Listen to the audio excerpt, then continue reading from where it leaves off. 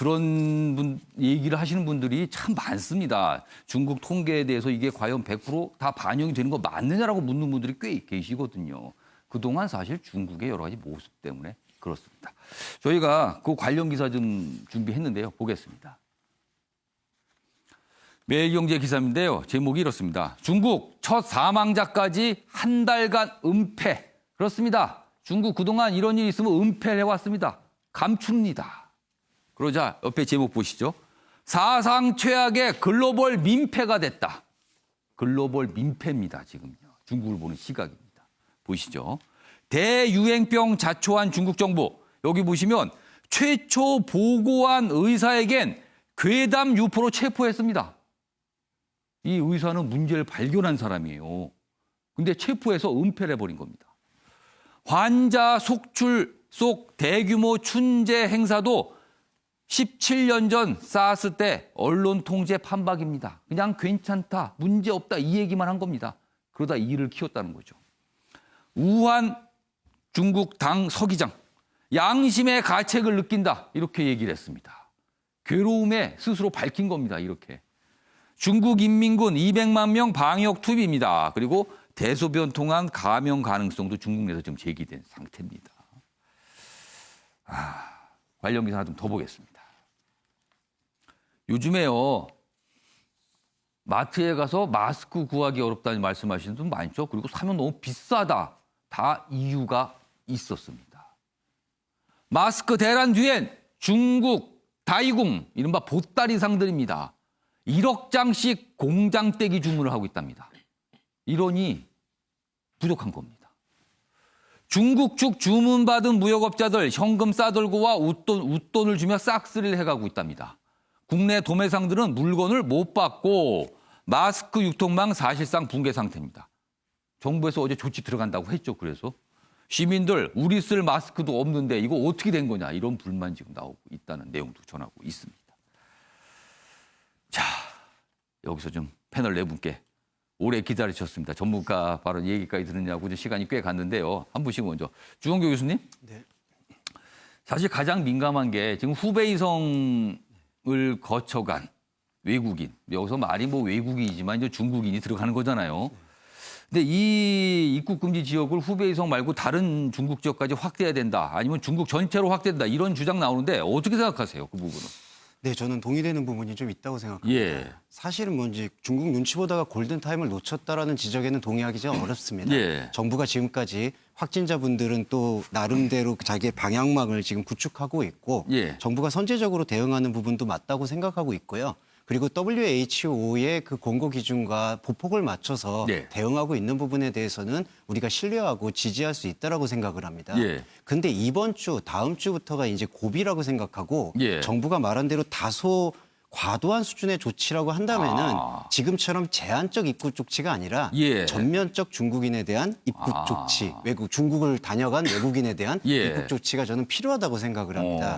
이 부분을 외교적 문제 때문에 고민을 많이 하고 계시는 것 같은데 예. 저는 오히려 반대로 예. 이 항의적 차원에서도 이 조치가 필요하다고 생각이 드는 게 사스 사태 때도 마찬가지로 예. 중국은 지금 정보를 감추기에 급급했었고 예. 사실은 지금 중국의 발표에도 아까 앵커님 말씀처럼 신뢰하기가 어려운 게 현재 여론입니다. 중국은 믿으라고 얘기하지만요. 각국에서는 그렇게 생각 안 하는 게 지금 나타나고 있어요. 예, 지금요. 이거는 중국에서 변명을 할 수 없는 예. 사실은 대유행병이 일어났을 때에 대한 예. 사실 미온적이고 그리고 정보를 차단하는 대책이었거든요. 예. 이런 부분들을 저희가 항의하는 추구 수준에서라도 외교적 항의 조치 통해서 예. 제한적인 것이 아니라 전면적 입국 조치는 저는 필요하다고 보는데 예. 한 가지만 말씀드리면 예. 정치권에서 이걸 정치 쟁점화해가지고 예. 정부의 무능함으로 이걸 지적하는 거는 저는 문제가 심각하다고 생각합니다. 왜냐하면 메르스 사태 때 그 예. 일을 겪고 나서도 예. 사실 중앙감염병원의 확증이나 설립이라든지 예. 그리고 현재 지금 역학관리 요원분들이 140명밖에 안 되는 걸로 알고 예. 있습니다. 이런 부분에 대한 증언에 대한 부분에 대해서 그리고 검역법 제정에 대해서도 지금 상당히 지지부진한 모습을 보이고 있는데 예. 그런 모습에 대해서 정치 쟁점화 시키는 것은 곤란하지만 외교적 항의로서 전면적 입국 조치는 여러 지금 의사협회에서도 주장하는 거고요. 중요하게 고려해야 된다고 그러니까 입국 금지 확대 조치가 중국에 대한 어떤 항의의 표시일 수 있으니까 이건 네. 좀 필요하다, 검토할 만하다라는 말씀이시네요. 네. 예, 김상현 평론가. 저는 좀 이걸 좀 차분하고 이성적으로 봐야 된다고 예. 봐요. 이게 가장 중요한 거는 예측 가능성이거든요. 예. 우리가 이 모든 것을 예측할 수 있으면 스스로도 자기가 방어가 가능한 거예요. 예. 그러니까 일단 전문가의 이야기를 바탕으로 예.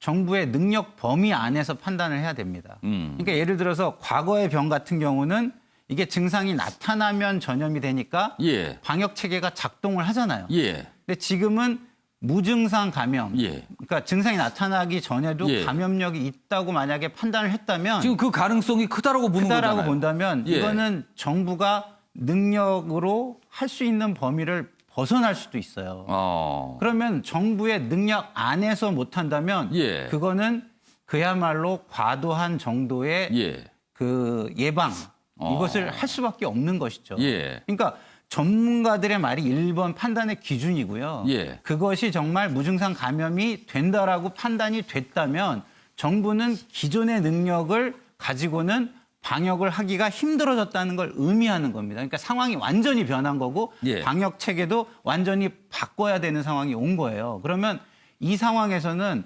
정부는 먼저 자기들의 능력을 판단해서 국민을 보호할 수 있으면 자신 있게 하되 예. 없다면 지금 그 전에 평론가님 말씀하신 것처럼 좀 더 과도한 조치를 해서라도 국민을 보호하는 게 맞지 않나. 이렇게 그러니까 생각합니다. 정부 스스로 방역에 자신이 있는가를 한번 자문해 보라는 거잖아요. 네. 있으면 지금대로 가지만 없다면 과도할 정도 조치를 취해야 된다. 이 말씀이시네요, 지금요. 사실 뭐 정부도 고민이 많겠죠. 이런 상황이 발생을 하면요. 자, 요번에 신종 코로나 관련 약간의 어떤 사람들에 관한 얘기가 좀 있습니다. 다음 기사 보겠습니다. 넘겨주세요. 우한 영사. 벌써 이 직책을 보면 아시겠죠? 얼마나 힘들었겠습니까? 그동안 여기서요. 우한 영사 전세기 이륙 후에 펑펑 울었다. 그러니까 본인 스스로도 힘들었고 마음고생도 했고 그리고 교민들의 안전도 걱정됐고 뭐 이런 거죠. 지금 이 울었다는 내용에는요. 정다운 경찰 영사입니다. 교민들 SNS에 글을 올렸는데 귀국 지원 긴박했던 순간 고스란히 담고 있습니다. 직원들 한인회 등 일일이 감사를 전했습니다. 저는 여기에 남은 분들을 다시 챙기겠다. 이 우한 영사요, 정다운 영사 가족들은 한국으로 보냈고요. 본인은 남아서 지금 거기도 교민들이 한 100여 분 정도 계시다고 합니다. 그러니까 그분들의 어떤 마스크라든가 여러 가지 챙겨줄 부분이 있어요. 그리고 이 우한 영사 이분이 또 이후에 나온 기사들 내용 중에 이런 내용이 또 있습니다. 전세기까지 타는 게 문제가 아니라 공항까지 오는 게 엄청나게 힘들었답니다. 왜냐하면 곳곳이 통제가 되고 우한 밖에서는 아예 진입할 수 없는 경우도 있었는데 이 우한 영사 그리고 여기 영사관 직원들이요. 개인 차량들, 온갖 차량들 동원해서 그분들을 다 우회로 싣고 공항까지 모시고 왔다는 거예요. 이런 분들을 보면서 국가는 왜 있어야 되는가 이거 생각했다는 이 기사의 댓글도 있더군요. 보니까요. 이런 분들이 있어서 무사히 오신 겁니다. 자, 다음 내용 보겠습니다. 10살, 8살 아이들 위해 격리시설 자진 입소한 한국인 아버지. 이건 무슨 내용일까요, 지금요? 이 한국인 아버지가 지난 1일 충남 아산의 경찰 인재개발원에 스스로 입소하겠다고 신청을 해서 들어갔습니다. 왜냐하면 이곳에 본인의 아이들, 10살, 8살 아이들이 입소돼 있거든요. 이 아이들은 중국에서 왔습니다. 여기 보시면 중국 국적 엄마는 귀국을 못했답니다. 그럼요. 이게 어떻게 된 겁니까? 이 한국분은요. 중국 우한에서 머물고 있었는데 중국인 여성분과 결혼한 거예요. 그리고 아이를 낳고 키우고 있었던 거죠. 근데 일 때문에 이 아버지는 한국에 먼저 들어와 있었고 일이 터진 겁니다. 그 사이에 교육 조치가 있었잖아요. 그런데 아이들만 오고 어머니는 중국 국적이라는 이유로 타지를 못한 겁니다. 아이들만 비행기를 타고 갔어요. 그러자 아버지가 아이들만 있으니까 당연히 보호를 해야 될 거 아니에요. 그래서 자발적으로 아산 경찰 인재개발원에 입소했다는 내용입니다. 여기 보시죠. 행자부 관계자의 설명입니다. 중국 국적인 어머니가 함께 교육할 수 없어 어린이들이 부모와 떨어져 지내야 하는 상황이었다. 국내에 있던 아버지가 아이들과 함께 있게 해달라고 요청해 임시생활시설에서 14일간 함께 머물도록 조치했다. 이 얘기입니다. 자, 이수희 변호사. 예. 중국 국적인 엄마는 귀국을 못한 겁니다. 이거 지금 원칙이 사실은 가족이지만 중국 국적이면 못 데려오게 된 거잖아요. 그래서 이렇게 된 거잖아요, 지금. 그러니까 이제 전세기를 이용할 수 있는 자격이 예. 중국 국적인 경우에는 안 된다라고 이제 그때 전세기 예. 뜨기 전에도 얘기를 했는데 그때 저도 그걸 보면서 저게 귀화를 하지 않은 그 부모가 있다 그러면은 그렇죠. 어떻게 되는 건가 그런 생각을 했어요. 근데 실제 그런 사례가 지금 나온 거죠. 예. 근데 이제 비슷한 게 저는 떠오르는 게 트럼프 대통령이 그 이제 불법 이민 단속하면서 가족들을 막 그 갈라놓는 조치를 취하니까 당시 그 미국 여론도 너무나 반인권적이다라고 해서 뭐 반인륜적이다고 해서 여론이 상당히 부정적이었었죠.